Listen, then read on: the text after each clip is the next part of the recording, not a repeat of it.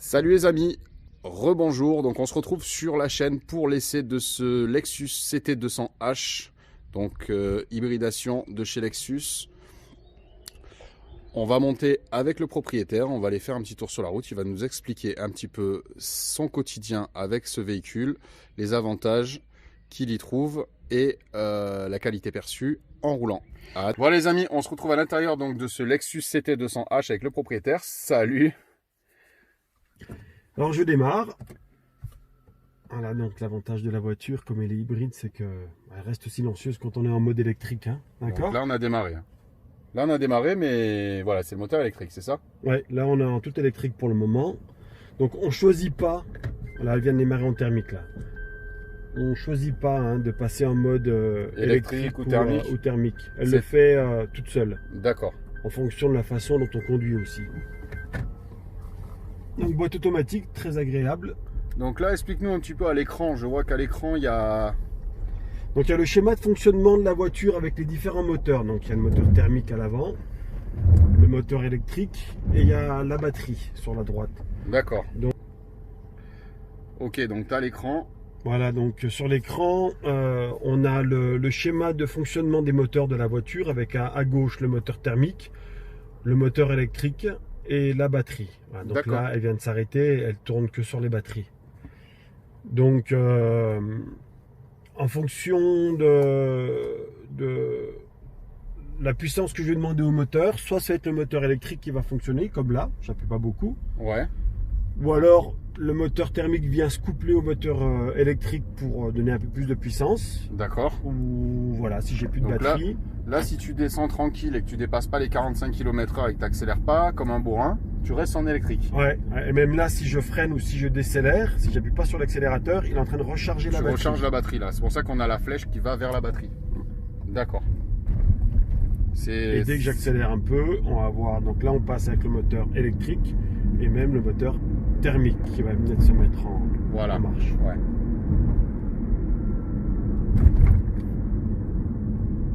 Voilà, donc au niveau multimédia, on a donc la connexion qui se fait. Ça scintille un petit peu les amis l'écran, c'est toujours difficile les écrans.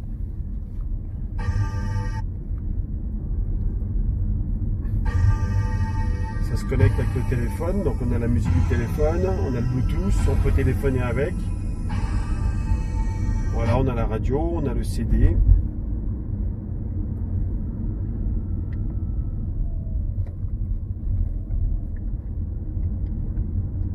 Elle est ultra silencieuse. C'est incroyable. En fait, elle t'invite à adopter une éco-conduite. Puisque tu as une voiture hybride, donc tu es tout le temps en train d'essayer de chercher la conso la moins élevée, c'est ça? Ce que tu m'expliquais tout à l'heure. C'est vrai que on apprend à conduire de façon feutrée. C'est-à-dire on essaye toujours de laisser couler la voiture sans freiner brusquement, sans accélérer brusquement.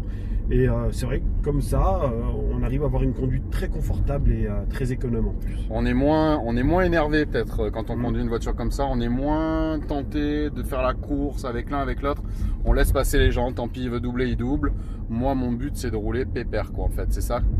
Ouais, on peut avoir cette façon-là de conduire, sinon on peut aussi passer à d'autres modes de conduite. Justement, il y a 3 modes de conduite avec la voiture. Ok. Donc il y a le mode économique, c'est celui que j'utilise pratiquement tout le temps, tous les jours. D'accord. Donc voilà, il ne donne pas toute la puissance du moteur.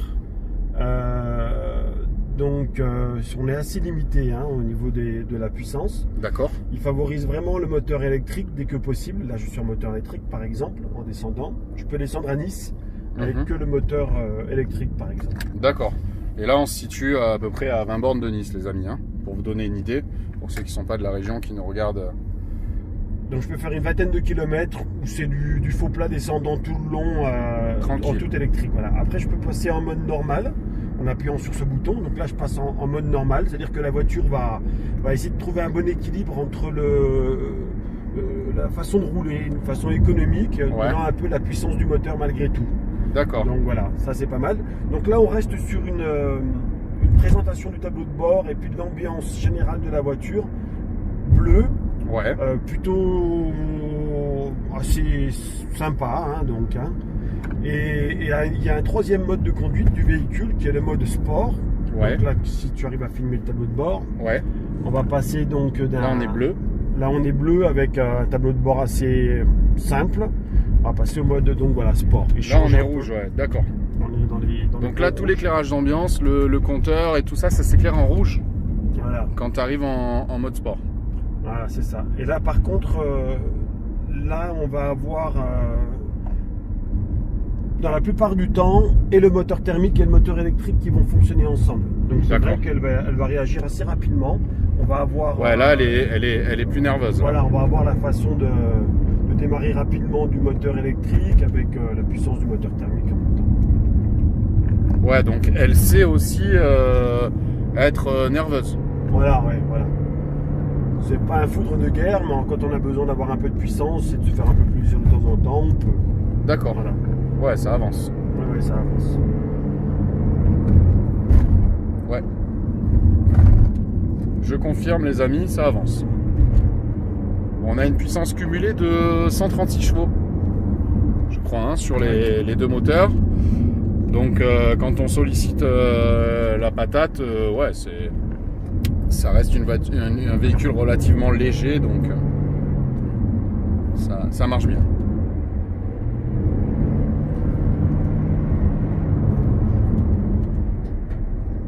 Voilà, donc. Ça roule bien, hein. Ça reste confort quand même, hein. Ouais, ça reste confortable. Hein. C'est l'avantage de cette voiture. Quand on l'utilise tous les jours, c'est que c'est vraiment du confort. On s'assied, on accélère, on freine, on n'a que ça à faire. Pas de changement de vitesse. Elle est très agréable au niveau aussi de l'assise. Voilà, on est bien installé. On est assez bas, mais on est vraiment bien installé dans la voiture et c'est vraiment pas fatigant de faire des kilomètres avec. Elle est très zen en fait, hein, cette caisse. Complètement, ouais. De toute façon, l'hybride ou l'électrique en général, on conduit très zen avec. Hein. Ok. Voilà les amis. Alors, montre-nous un peu ton écran infodivertissement. Voilà, donc on a un écran qui est central hein, et qui se commande avec le petit joystick qui est juste ici. Donc on peut tourner, monter, descendre. Et on choisit donc, là on est en mode audio, radio. Donc il y a toutes les stations de radio qui sont qu'on peut capter là où on se trouve. Et après on passe au menu. Donc le menu c'est d'une façon circulaire comme ça, qui va nous donner différentes informations. Donc configuration du... C'est quoi configuration ? Alors, dans la configuration, on peut configurer donc voilà en général le véhicule. Voilà, le voile, le véhicule, les lumières, le téléphone, navigation. On a donc l'affichage sur l'écran. Ah, tu peux éteindre l'écran, d'accord. Voilà, comme ça là j'ai l'écran éteint. Ensuite, on a donc le GPS.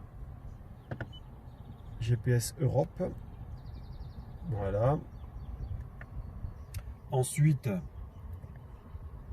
on a donc la climatisation qui peut aussi se commander ici, qui se commande également directement ici. Donc une climatisation bizone, très agréable aussi. Donc on a le téléphone, hein, on peut, il y a tous les contacts qui se téléchargent sur la voiture. Donc on peut téléphoner directement depuis le menu du téléphone de la voiture, ça c'est pas mal. On peut aussi avoir accès directement à tous nos titres audio sur la voiture. Configuration de la voiture, donc là ça nous donne toutes les informations de l'hybride.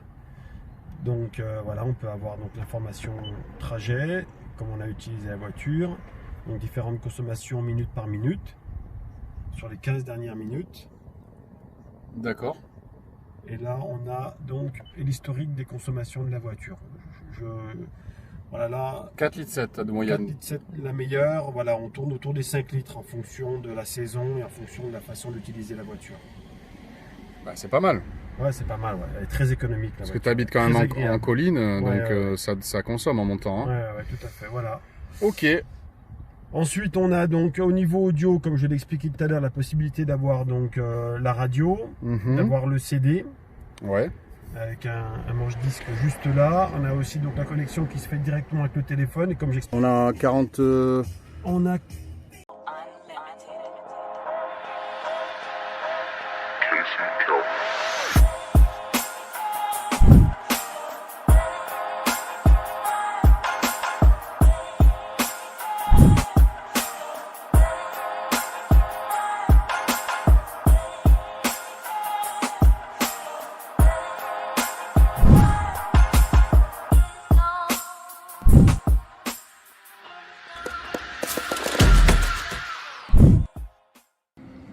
Alors, ce design, vous êtes plutôt pour ou plutôt contre Premium?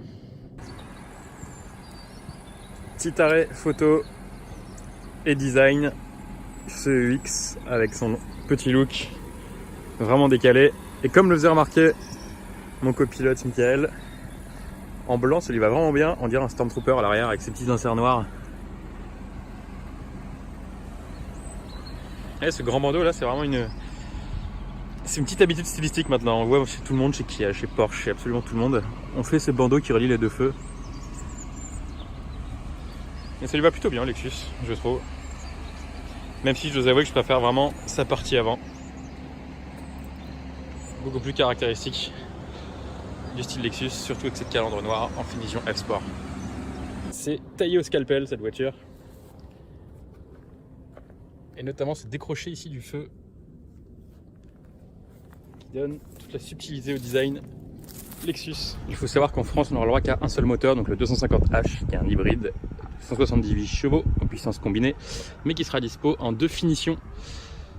Donc une finition haut de gamme comme ça, exécutive. Alors je parle des finitions hautes, hein. Exécutive, vous voyez avec la calandre, le bas de calandre chromé et des jantes spécifiques. Et puis on aura une version F-Sport, un peu plus sportive. Et ici avec les grands sabots noirs, le bas de calandre noir, et puis des jantes 18 pouces encore plus sympas. Donc c'est pas énorme le changement de finition, mais il y a des petits ajouts noirs qui font vraiment ressortir le côté dynamique de la voiture.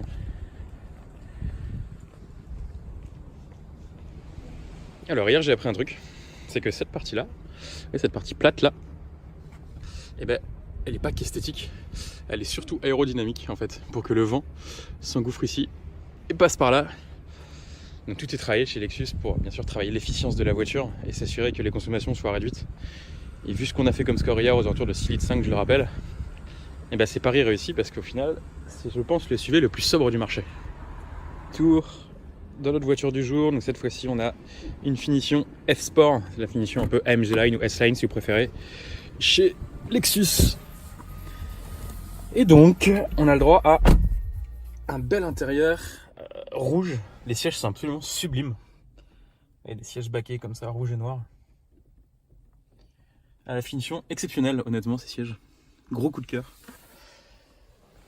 Et on a une instrumentation qui a été un petit peu revue aussi par rapport à une finition standard. Et on retrouve cet intérieur donc à la présentation toujours aussi décalée, avec une partie très premium sur le dessus, une partie un peu moins belle en dessous, mais honnêtement rien de bien méchant dans l'ensemble, c'est hyper satisfaisant. Et cette multitude de boutons encore je trouve un poil trop pour une voiture moderne. On retrouve aussi ces sièges à l'arrière de la même couleur, superbe. Et puis ce petit coffre, donc le petit coffre de 300 litres, qui devient un coffre de 900 litres une fois qu'on a rabattu la banquette. Donc c'est un intérieur dans lequel on se sent bien. C'est vraiment zen, c'est la philosophie de la voiture qui veut ça. Et moi j'aime beaucoup cette ambiance générale où on n'a pas envie de rouler très vite avec cette voiture. Et où au final on cruise tranquillement en sollicitant le moins possible la puissance et en jouant avec le moteur électrique. Alors les apparences sont parfois trompeuses, vous voyez on est dans des petits chemins au milieu des vignes, juste ici. On a réussi à en y emmener l'UX, mais il ne pourra pas faire grand chose de plus parce que, alors déjà on a une version 2 roues motrices, il y a une version 4 roues motrices qui existe, mais sincèrement il n'est pas du tout taillé pour aller dans les chemins ou faire du 4x4, puisqu'on a une garde au sol de 16 cm et puis des angles d'attaque et de fuite qui sont plus taillés pour les trottoirs parisiens que pour les chemins. Donc c'était un SUV de 2018, hein. Il n'est pas fait pour aller faire du tout-terrain, il est vraiment fait pour cruiser gentiment dans des petits chemins pour aller au centre équestre, aller chercher des champignons, mais aussi et surtout faire de la route. Plus que du tout-terrain. Du point de vue des aspects pratiques, alors on a vu que les places arrière étaient un peu exiguës, que le coffre était très petit. Et les rangements sont pas énormes. Alors il y a un bac de chargement ici, qui est pas foufou. Une boîte à gants dans la taille normale. Les contreforts des portes n'ont vraiment pas de rangement, c'est vraiment tout petit, vous voyez, la mini bouteille rentre à peine. Et puis à l'arrière, on a des aumônières, pas de tablette pour les enfants. Et les contreforts des portes n'ont rien du tout. Donc une fois de plus, le design a dicté un peu les codes de la voiture. Et l'habitabilité et les aspects pratiques en pâtissent. Donc il faut vraiment voir le UX comme on va dire, un coupé pour 2 plus 1 personne, plutôt qu'un vrai SUV pour les familles. Mais pour ça, Lexus a bien sûr le NX et le RX, donc d'autres modèles hybrides, qui permettent d'avoir des voitures plus logeables et plus accueillantes pour la famille. Ben en fait, les portes remontent. Et donc on se retrouve avec un espace assez étrange. On le voit bien ici. Où on a beaucoup plus de portes que de surface vitrée, où l'espace aux jambes est assez réduit. Donc on est assez engoncé. On a l'impression d'être dans un petit coupé en fait, un SUV coupé, plus qu'autre chose. Donc c'est pas le plus habitable des SUV, ça c'est certain. Tout a été donné bien sûr sur le style, et c'est de plus en plus le cas dans les voitures aujourd'hui. Et c'est pas le pire, parce que vous allez voir au niveau du coffre, hop, que c'est pas le meilleur du tout dans sa catégorie, et même le moins bon, honnêtement. Hop. Donc on a un coffre qui fait 300 litres. Alors 300 litres c'est moins qu'une Clio par exemple, ou qu'une compacte tout simplement. Bon, la banquette se rabat en 2 tiers, 1 tiers. Et oui, ici j'ai un petit sac, à dos, il remplisse quasiment tout le coffre. Et en dessous, j'ai quasiment pas de place non plus. Parce qu'en fait il y a des batteries. Bah ouais, c'est un SUV hybride, du coup on a des batteries qui sont ici, ici, ici, partout sous le coffre. Et donc qui rehaussent vachement la voiture. Vous voyez. Hop. Je comprends pas que Lexus n'ait pas réussi à mieux intégrer les batteries sous la banquette arrière comme ça se fait aujourd'hui ailleurs, ou même dans le châssis, histoire de gagner un peu de place. Là c'est vrai que dans le coffre c'est un peu limite, et quand on est une famille de 4 personnes on pourra pas trop partir en vacances facilement sans mettre un coffre de toit. Et un coffre de toit ça fait de l'aérodynamisme en moins, et du coup on consomme, et donc ça sert à rien d'avoir acheté un hybride. Donc c'est un peu dommage de mettre aussi peu de volume de chargement dans un SUV. Et pour moi c'est le gros point faible de cette voiture, qui se veut quand même une destination des familles, mais qui n'a pas le coffre qui va avec. Un petit détail marrant chez Lexus qu'on nous expliquait hier, c'est que tous les bruits ont été pensés. Par exemple, le bruit quand on descend la vitre a été pensé pour être le moins désagréable possible. Et ce fameux bruit de porte a été aussi pensé et réfléchi par les ingénieurs du son pour être un son sourd qui sonne qualitatif. Bon, on va partir maintenant pour une petite boucle, histoire de tester en ville l'intérêt de l'hybride, parce que c'est quand même une voiture hybride. Alors on roule depuis quelques minutes sur une petite route sinueuse très sympa. L'occasion de vérifier que le châssis de ce Lexus UX est excellent.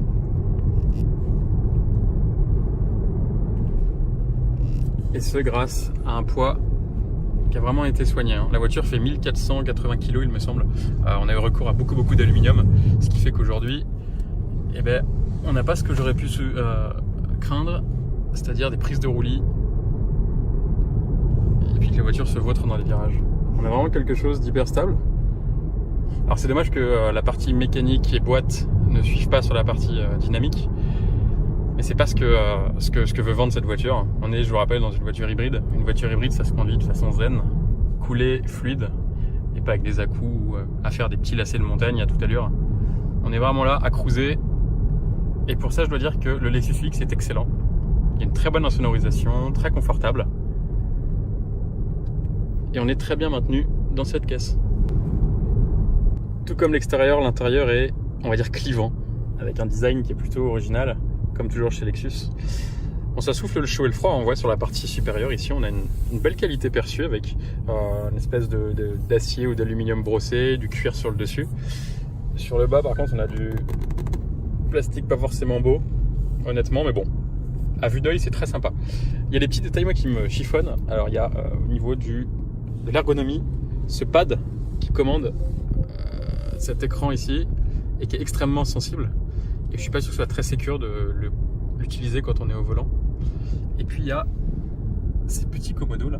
Il y en a deux, un de chaque côté. On dirait des oreilles de Mickey. Et ils permettent de changer les modes de conduite. Alors c'est très drôle le ZR1000, je trouve pas que ce soit très esthétique. Et surtout, il masque la jolie horloge qui est là. Et qui a été reléguée côté de l'écran. Sans qu'on sache trop pourquoi. Donc stylistiquement parlant, c'est assez discutable, comme toujours chez Lexus. Mais là pour le coup j'aime moins. J'aime beaucoup l'extérieur, mais l'intérieur j'aime moins. C'est assez triste, assez austère. C'est du premium, moderne, vous voyez, avec l'instrumentation digitale. Mais c'est pas très raffiné.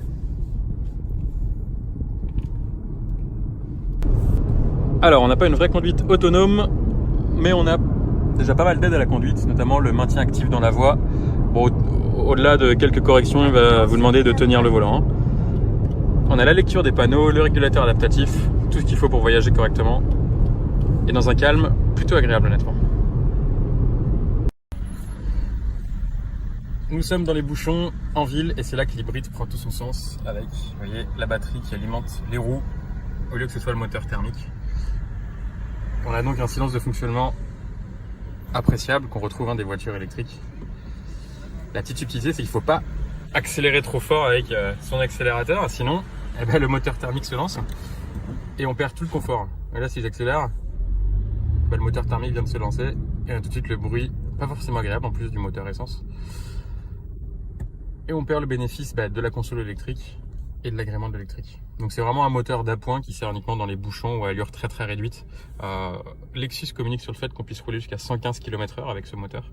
Je pense que c'est en roue libre, parce qu'honnêtement, dès qu'on sollicite un peu l'accélérateur, bien évidemment le moteur thermique se lance. Au détriment du moteur électrique. Donc c'est pour soulager dans les petits bouchons du quotidien le moteur thermique et éviter qu'on consomme trop et qu'on ait des désagréments du bruit. C'est pas plus mal. Et c'est une solution intelligente parce qu'on a fait des beaux scores de consommation hier, donc comme quoi ça fonctionne en combiné. Alors avec mon copilote, on se bat avec ce GPS parce que, alors, d'une, il n'y a pas CarPlay, Android Auto sur cette voiture, ce qui est très dommage en 2019, aujourd'hui, de ne pas avoir ça sur une voiture. Ça, c'est un parti pris de Toyota pour l'instant, mais ça va changer dans quelques mois et ça, c'est cool. Et de deux, parce que bon, la carte, elle est assez peu lisible. La voix de la fille est assez horrible. Et puis ce trackpad, c'est vraiment une plaie à utiliser. Quand on conduit ou même en passager, c'est beaucoup trop sensible. Et l'écran n'est pas tactile, même à l'arrêt. Et ça, c'est très dommage. Donc au niveau de l'ergonomie du système multimédia, c'est pas top top. Le Lexus UX, je le rappelle, c'est un segment très encombré, le SUV urbain. Aujourd'hui, on a du Volvo XC40, du BMW X1, du GLA, du Audi Q3 et plein d'autres. Bon, là, on est sur le premier, donc on va se cantonner à cela. Bon, déjà, première chose, c'est le seul hybride du marché. Alors, c'est un hybride non rechargeable. Ça, faut le préciser, c'est-à-dire qu'on ne peut pas le brancher à la maison pour avoir de l'autonomie. La batterie se charge toute seule grâce au moteur essence et au freinage et à la décélération. Donc, l'UX, pour lui, il a bien sûr cette technologie hybride qui permet d'abaisser sensiblement les consommations. Je le rappelle, on a fait du 6 litres 5, 7 litres de moyenne sur un parcours sinueux, ce qui est excellent pour un SUV urbain. Donc ça, gros point fort, bien sûr, la consommation, et c'est la plus-value de ce véhicule. Donc heureusement que c'est ce qui la met en avant. Le design, bien entendu, les gens achètent une Lexus aussi pour son design. Vous voyez, avec cette superbe calandre. Moi, la vue intérieure, j'ai bien aimé la présentation, surtout en finition F-Sport comme ici. Même si l'ergonomie est encore perfectible, honnêtement, avec ce trackpad, cet écran qui est non tactile, ce petit compteur. Il y a plein de petits détails sympas. L'habitabilité, elle, on l'a vu, assez médiocre, honnêtement. Donc c'est un petit SUV, faut pas partir en vacances avec quand on est une grosse famille. Et le coffre, 300 litres, très réduit. La faute aux batteries. Bon, sur la route, c'est une voiture qui se conduit zen. Ça tombe bien, c'est dans la philosophie de Lexus. Aujourd'hui, on achète une Lexus pour rouler très zen. Et l'ambiance intérieure veut exactement reproduire ce sentiment-là. Quand on a une voiture où on n'a aucun bruit de fonctionnement et où on aime rouler de façon coolée, c'est la Lexus qu'il faut acheter, plus qu'un autre SUV. De toute façon, elle n'est pas du tout créée pour conduire sportivement. La boîte robotisée CVT n'est vraiment pas adaptée à une conduite dynamique. Tout comme le moteur, je le rappelle, c'est 178 chevaux en combiné grâce au moteur électrique. Donc c'est pas énorme en termes de cylindrée. Et Lexus le vend vraiment comme une voiture qu'on conduit zen. et c'est réussi parce qu'au final, la séance de fonctionnement est vraiment agréable. Il y a une bonne isolation, la sono est bonne, c'est vraiment une voiture pour enquiller les kilomètres en toute quiétude, sans souci. Has been known to be conservative with their color combinations in their vehicles, and I think that this is kind of shattering the mold of that. Take a look at these triple beam LED headlights with all those L's in there. You see there is an L there, there, there. This even represents an L, and you can actually see L's all over Lexus vehicles. Look at the aggressive grille design, all that honeycomb beauty right there. Then you have the muted chrome look of this lip down here. Then you've got this kind of like a dark metallic wraparound, all wrapping around that big aggressive open grille. Lexus has had this, this design for a number of years, but they just keep tuning it and perfecting it, in my opinion. You're gonna see little dots on the bumper, and that's park assist. You've got another one right here. And they're all the way across the front, they're all the way across the back, and that's what's going to beep when you get too close to something in parking lots or at lower speeds. This is a front headlight washer. That's where you can squirt off your headlights if you've got salt and other grime that's built up on your headlights. You also are going to see up front that there is a little triangle right there that's actually embedded into the glass, or behind the glass, I should say, kind of right at the rear view mirror, and that's a front facing camera. That's all a part of the safety feature. And if you've seen many of my videos before, you know that I've got a lot of Lexus videos, and one of the things that I pointed out on the early RX redesign was my love of this window. This is an actual window. It's not there just for looks, it's actually a functioning window, but I love how it starts. It kind of meets with the back glass, and then it starts here and it goes all the way to the front. That is such a cool thing. Also notice that you've got black, like a piano black gloss here on the outside of the rearview mirror, and then a chrome piece right there. That's really, really cool. That gives it a whole different look, especially in conjunction with that chrome piece all around the window casing there. LED turn signals that are integrated into the very ends of that rear view mirror there. And I pointed out on the front grille that you had that dark metallic finish trim around the aggressive front grille, where you have it right there on that rear diffuser. Another thing that you might notice, or you may not, is that you do not see a rear wiper on that rear glass. That's because the wiper has been integrated up into the upper spoiler there. It actually comes down and wipes and then goes back up. That is a fantastic design for aesthetics, because it, you know, removes a wiper from the view of your beautiful RX 350, but it also preserves the life of the wiper blade as well. This one is sitting on a set of beautiful Michelin Premier LTX tires. The tire size of this one is 233/35 R20, so these are beautiful 20-inch piano black wheels. And you'll also notice that you have disc brakes in the rear there. Great for safety. They're also ventilated in the back, so they stay cooler. And you also have big old ventilated disc brakes right up front. And you can see the fact that I said that the back ones were ventilated. Well, that is the vent that runs in the middle of that front rotor and the rear rotor as well, in order to keep them cool during spirited driving. Let's open up the back and take a look. As long as I have the key fob on my person, I can just approach the RX 350, do a little kick there, and it's going to open up the rear tailgate. The thing I love about it is that that feature actually works as long as you have the key fob on your person. One of the things that I've always loved about Lexus vehicles is that it's got a 40-20-40 split rear seat. So you can see if you've got a passenger here, then you can fold this one down or that one down, and you can still carry big items in the RX 350 and still have room for a rear passenger. Tonneau cover here is nice and heavy. I like that. So you can just take that and slide that into the side portions there and lock that in. And now you've got a kind of like a trunk, a concealed trunk. You've got a nice little LED light here, and that's on the passenger side of the rear of the RX 350. You also have one that's going to be on the driver's side of the rear of the RX 350 as well. A nice little LED light. That's going to really help you out whenever you're looking around the trunk portion of the RX 350 at night. And then this is going to be a kind of like a big pocket, a case for a big net. And that net is going to secure itself, or you're going to secure it right there on either end of the rear of the RX 350 to carry loose items that would usually roll around. Take a look at the handles that you have right here on the right side, or the passenger side of the RX 350 of the rear of it. So you see R and L, and so whenever you pull this, it is going to release the seat there and it folds it right down. That is a great touch. Now the other one is going to be for the left side, so let's pull that one and then fold down that as well. And here's one of the things that's very pleasantly surprising about this back seat. When you need to fold it back up, it is so easy to fold it back up. And that's all you got to do. And so now with that folded back up, I can approach the RX 350 and do the kick thing again, and it would close. But for this demonstration, I'm going to push the button here. You can also close it manually here if you wish, but I'm going to push the button there and close it up. Let's take a look at the key of the RX 350. You can see here on the very top, you have lock, then below that unlock, hold, and then hold again. The first hold is going to be for your power rear door. The second hold is going to be for your panic alarm.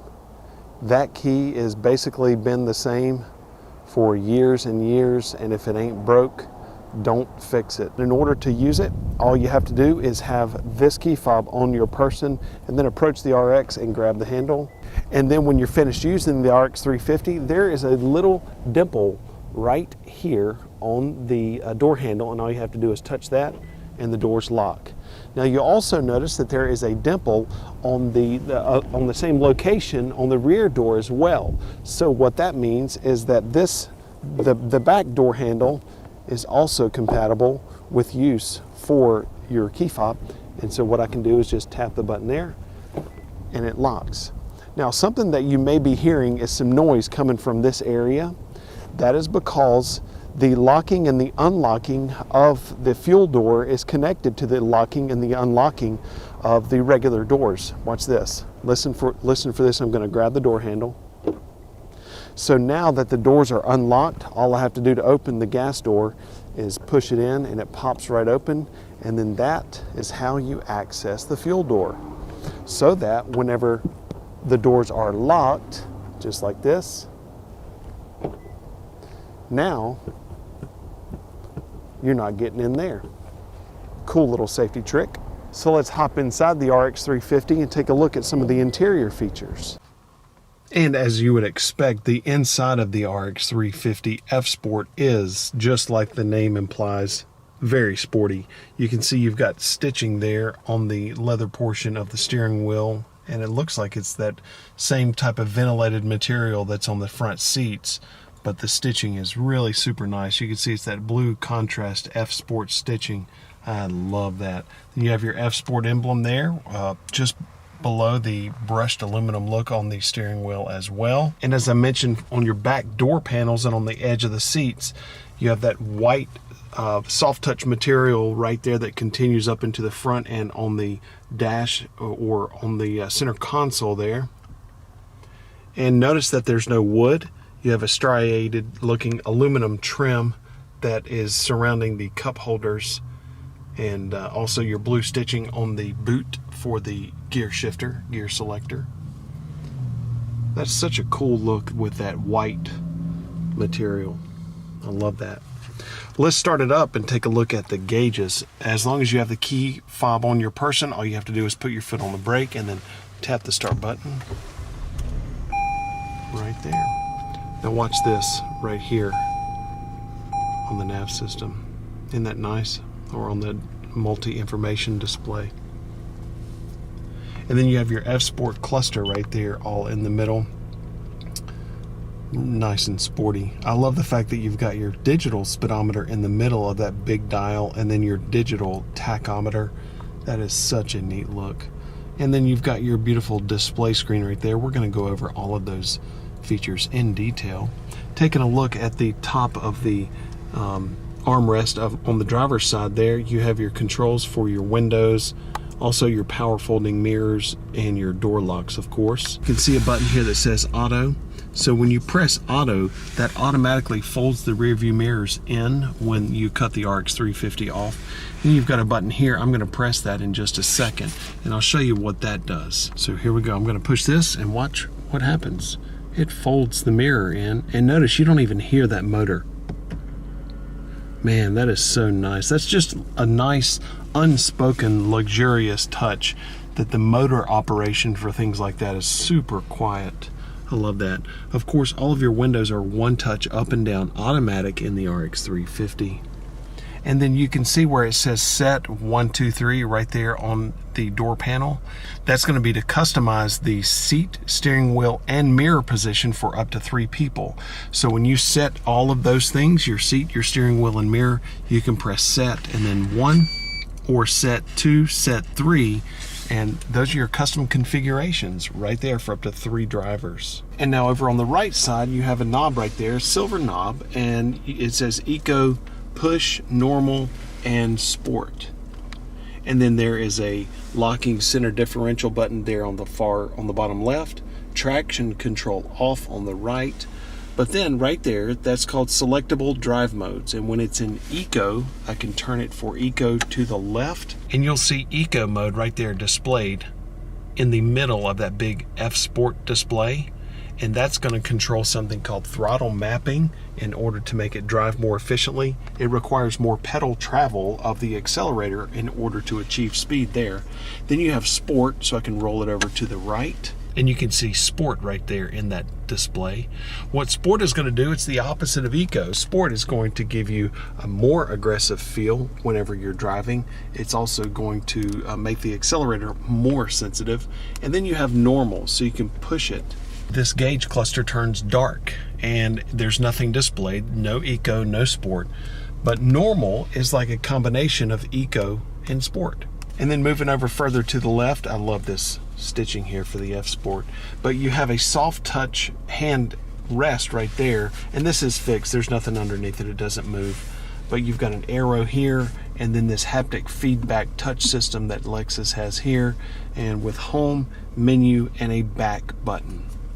All of this corresponds with what happens whenever you touch that haptic feedback pad right here on this multi-information display. And we'll get into this in just a minute, but whenever I move that around, you can see that it corresponds with what I'm doing with my finger down on this pad. So I can press menu, and then I can see a menu of different items that I can select there. And then you can see the gear shifter here. It's in park right now, so if I put my foot on the brake, I can put it in reverse, and then pops up a beautiful display. This is a really, really nice display there.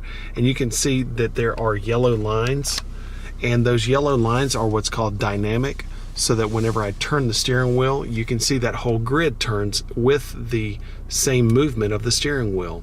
So what that's telling me is that if I keep the steering wheel in this position, that yellow pattern right there tells me that's where the car is going to end up. You can see that there are blue lines right there on the screen, and they're fixed in the screen. They don't move. They're not dynamic. They're static. And so whenever I'm trying to back up into a space, as long as the yellow lines up with the blue, then I know that I'm getting in the space in a straight way. So that's good. Pulling it straight down, that's neutral. Then that's drive. And at any speed, I can shift it out of drive into manual. And then right there under the speed, I can see M1. So I can push up or toward the front of the RX, and that's going to gear up, or I can pull it down toward the rear of the RX, just like this. And this is upshift, and this is downshift. And then at any speed, I can flip it right back over and just continue to drive as normally. I'm going to shift it up into park, and then you'll notice that this lights up. You see that? That light came on, and that light is the automatic parking brake. There's no emergency brake that you have to activate or deactivate with your foot on the left side anymore. It's got an automatic parking brake. So once you put the vehicle in park, it automatically engages the parking brake there. This is called brake hold. In order to use brake hold, I have to put the RX in drive, and then I can push hold. And you can see right here, and I'm not moving right now, but you can see hold and hold. One is amber colored and one is green. So what that means is that the brake hold feature is active. And even though I'm in drive, right now I can take my foot off the brake, and now the RX 350 stays completely still. So when I pull up to a stoplight, I can just come to a complete stop, and that when that amber light lights up, then I know that the feature is actually active. Let me show you how that works in real time. So now, again, remember, it's in drive. So all I have to do to release brake hold is just tap the accelerator. And now you can see brake hold is off. Well, or is not active. See, the amber light went away. So I'm going to come to a complete stop. And now it's active again. I can take my foot off the brake. And then once the red light turns green, all I have to do is tap the accelerator again to go. Notice that whenever I am going, so I'm going to tap the accelerator gently and just start to roll forward, and it took it off again. Notice that that green hold button or icon is on. That lets me know that the feature is available. Come to a complete stop. That lets me know that the feature is active. That's brake hold. That's a great feature for whenever you're at a stoplight and you don't want to have to keep your foot on the brake the whole time.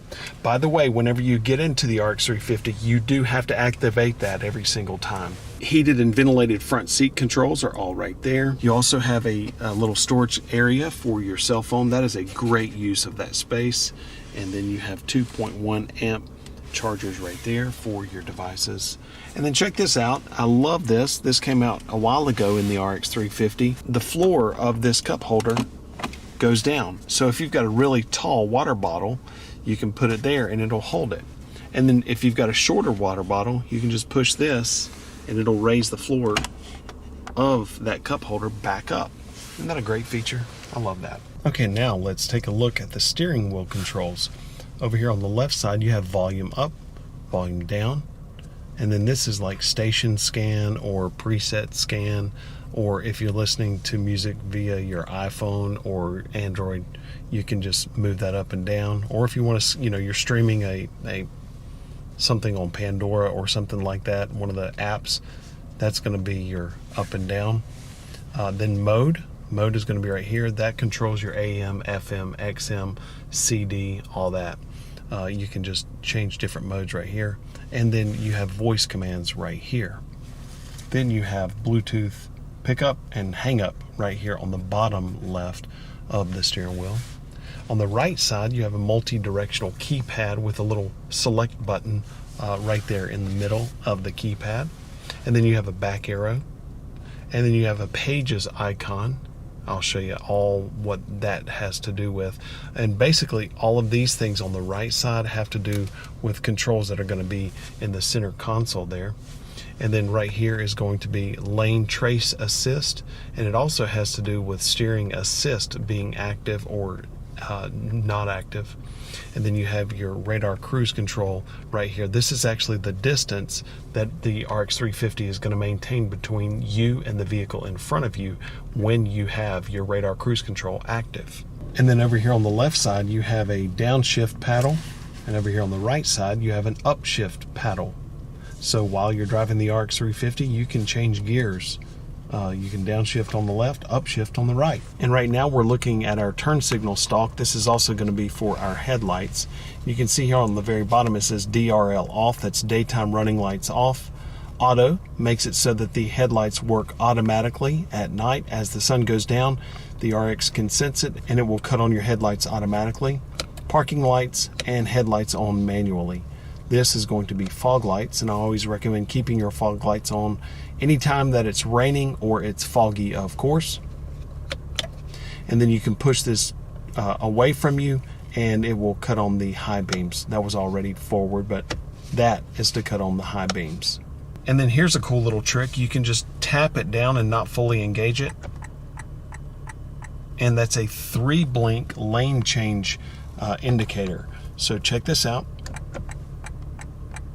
I don't fully activate it. This is fully activated, all the way engaged. That's when you're sitting at a stoplight or a stop sign. But this is lane change. Great feature. And then your windshield wiper stalk is going to be over here on the right side, and you can see where it says auto. And auto is rain sensing wipers.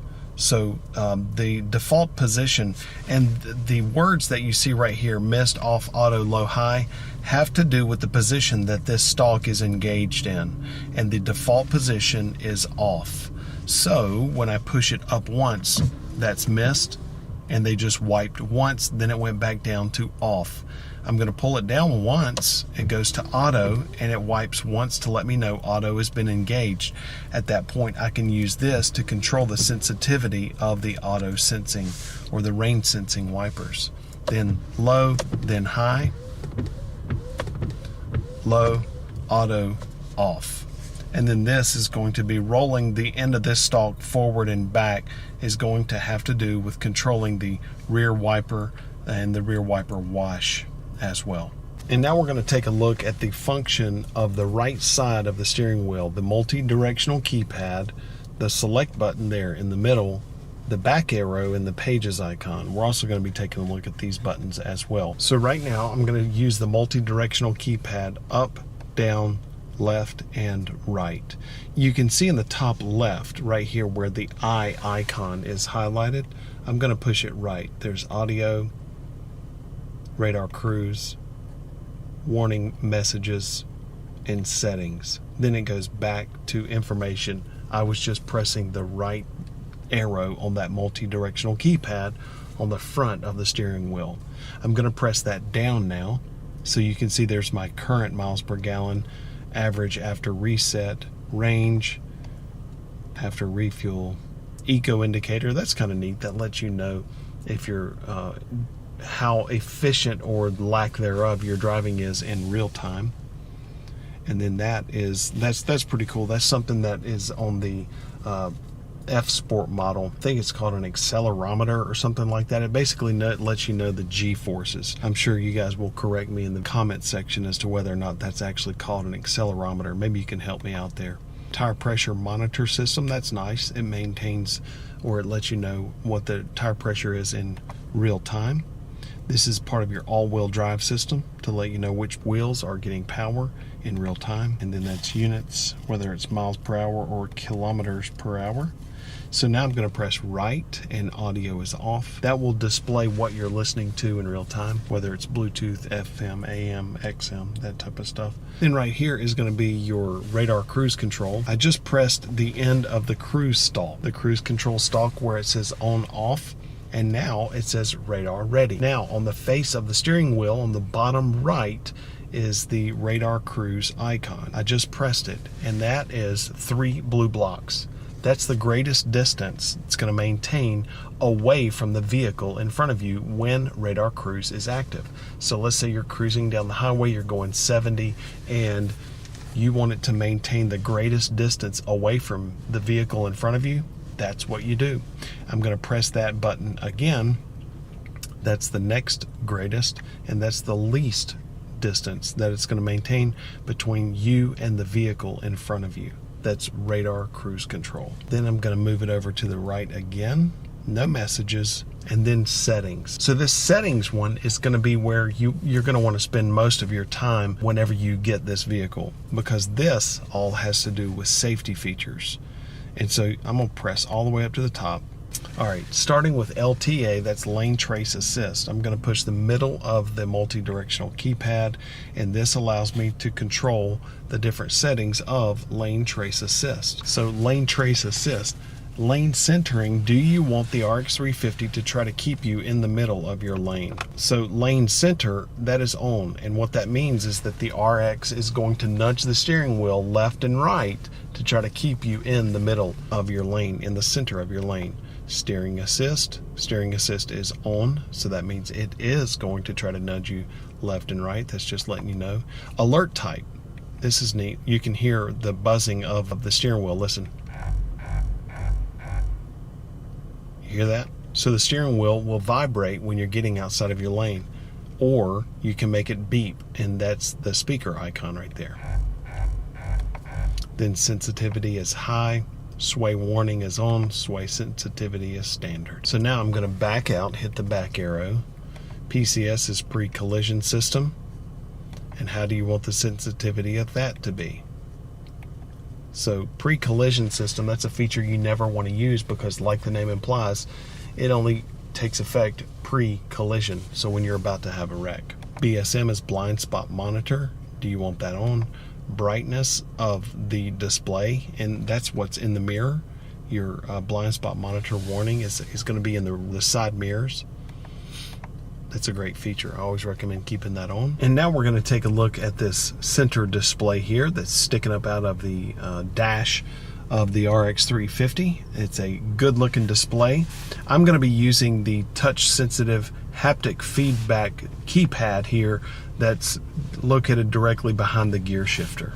So I'm just using my finger to move it around, and I can feel it, and you can probably hear it moving around. That's nice because it kind of lets you know what screen you're on based on the feel of the pad itself. So, and then whenever you want to make a selection, all you have to do is double tap that selection, or you can press the whole pad down.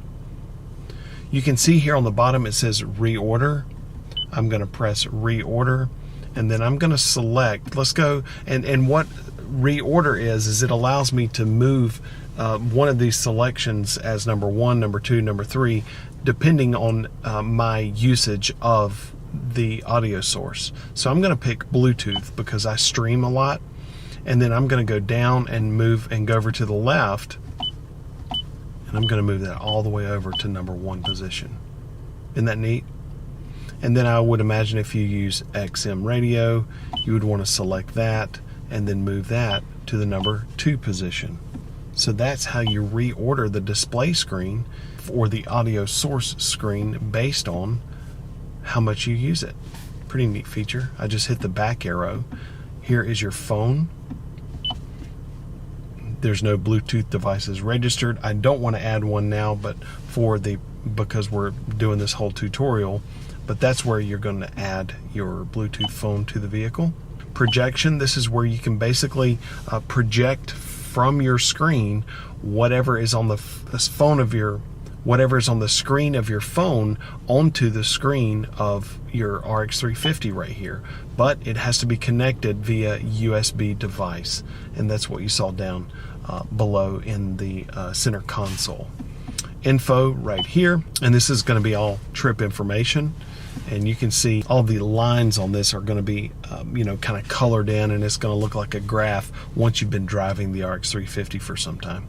And then owner's manual, I love that. So you've got literally an electronic owner's manual all right here in the RX 350.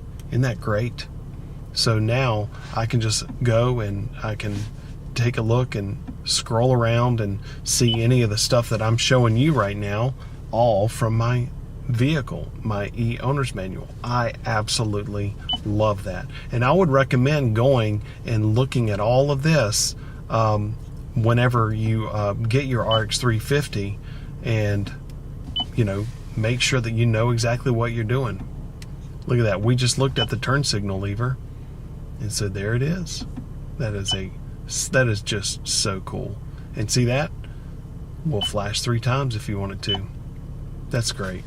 So that's where you're going to go, and I'm hitting the back arrow now, the top right. And so that's where you're going to go and spend some time looking around to make sure you know how to use your RX 350. And then you have setup. And so this is where I really recommend also spending some time, because whenever I swipe over to the far left, I can see I can go to setup for general, Bluetooth, audio, phone, voice, vehicle. And so this is actually where, so I just pressed vehicle, and so now I have vehicle customization, and so now I can customize the RX 350 in these categories: door lock settings, climate settings, light settings, and other. So under door lock settings, this is so cool. Do I want the doors to automatically lock when I shift the gear shifter to park? No. Then do I want it to do it by speed, or do I want to turn that off? So I recommend keeping it in this one so that the doors automatically lock by shifting it from P. Isn't that great? I love that feature. So when you shift it away from park, the doors are automatically going to lock when you go to drive. Doors automatically unlock by shifting it to park. Here's the thing. I would actually recommend, honestly, to deactivate that, because if you think about it, the doors are automatically going to unlock whenever you shift it to park. You don't necessarily want to do that if you're going to be in your car for a little while. So go there and cut that off, or you can do it by driver door. So this is where you can go, and you can go climate settings and light settings. In fact, you can adjust the sensitivity of your headlights whenever you have it in auto and the sun's going down. You can determine when your headlights cut on, all that wonderful stuff. Isn't that cool? Back arrow again a few times. So now that was just inside of general or vehicle. So you can imagine all the different things that you can control and customize all within setup. And now taking a look at the climate control settings, the first thing that I want to point out is dual zone climate control. You can see a little red arrow right there and a blue arrow facing down. Well, you have that same thing over on the passenger side as well. So that means that the passenger can control their level of comfort, heat or cool. Then you see auto, and whenever you press auto, it makes it work just like the central air in your house. It's going to automatically keep the cabin at that temperature whenever you press auto. And then you have right there the manual fan speed adjustment, little fan, big fan. Then you have dual. Whenever dual is pressed and it's lit up, that means your dual zone climate control is active, and the passenger can control their side if it's different from the driver.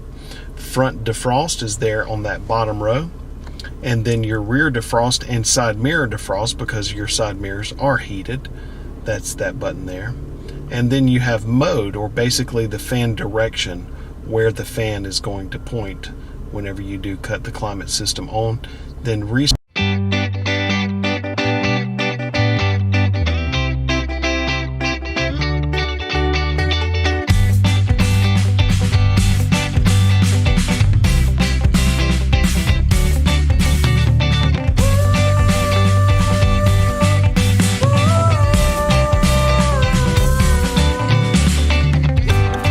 Alors pour entrer dans cette voiture, j'ai ma poignée ici, j'appuie sur le petit bouton, ça m'ouvre la poignée comme ça ouvre la voiture, ça la déverrouille et je tire donc par en dessous de cette façon.